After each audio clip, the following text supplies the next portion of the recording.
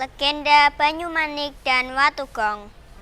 Alkisah ketika itu Ki Ageng Pandanaran dan Nyi Ageng Pandanaran sedang melakukan perjalanan dari Semarang ke Bayat, Klaten.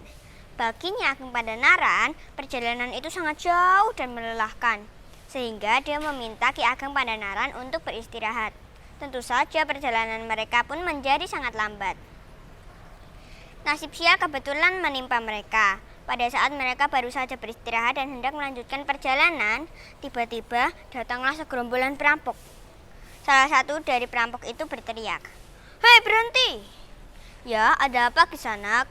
tanya Ki Ageng Pandanaran sabar sambil menghentikan langkahnya.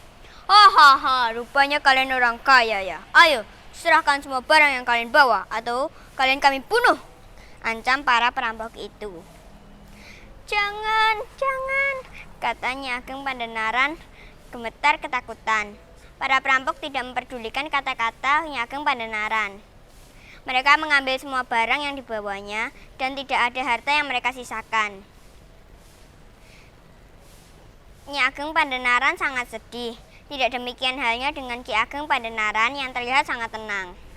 "Sudahlah Nyi, jangan bersedih. Jangan menyesali kejadian yang telah kita alami. Percayalah, kita akan mendapat ganti lagi." Mereka kemudian meneruskan perjalanan dan sampai di kaki sebuah bukit. Mereka beristirahat di tempat itu.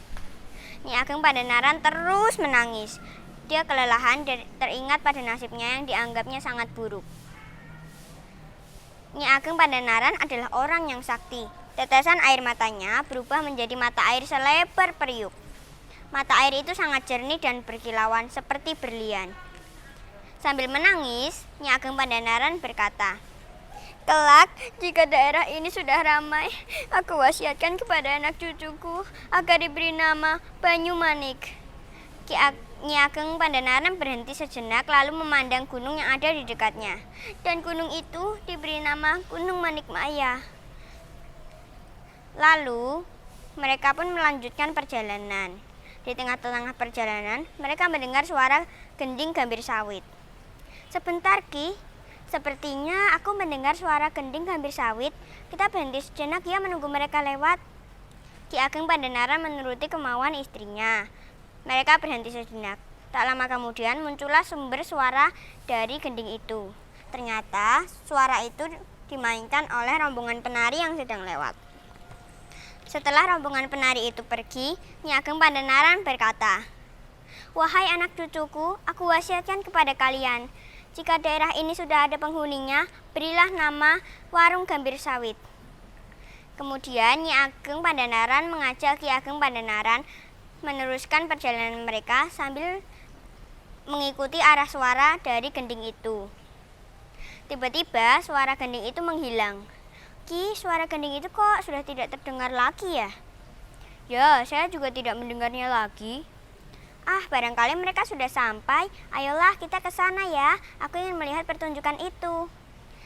Akhirnya mereka pun bergegas menuju tempat berhentinya suara gending itu. Tapi sesampainya di sana, tak seorang pun mereka temukan. Mereka hanya menemukan seperangkat gamelan. Keduanya pun sangat kecewa. Karena kecewa, Nyi Ageng menyumpah, "Hai gamelan, jadilah batu." Perkataan Nyi Ageng benar-benar terjadi. Seperangkat gamelan itu benar-benar berubah menjadi batu.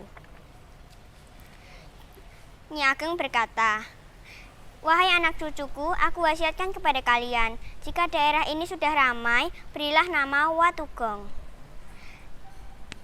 Nilai karakter dari cerita ini adalah, jika kita memiliki kelebihan, hendaklah berhati-hati dalam berbicara, karena apa yang kita katakan akan berakibat negatif bagi orang lain. Demikian ceritanya, terima kasih.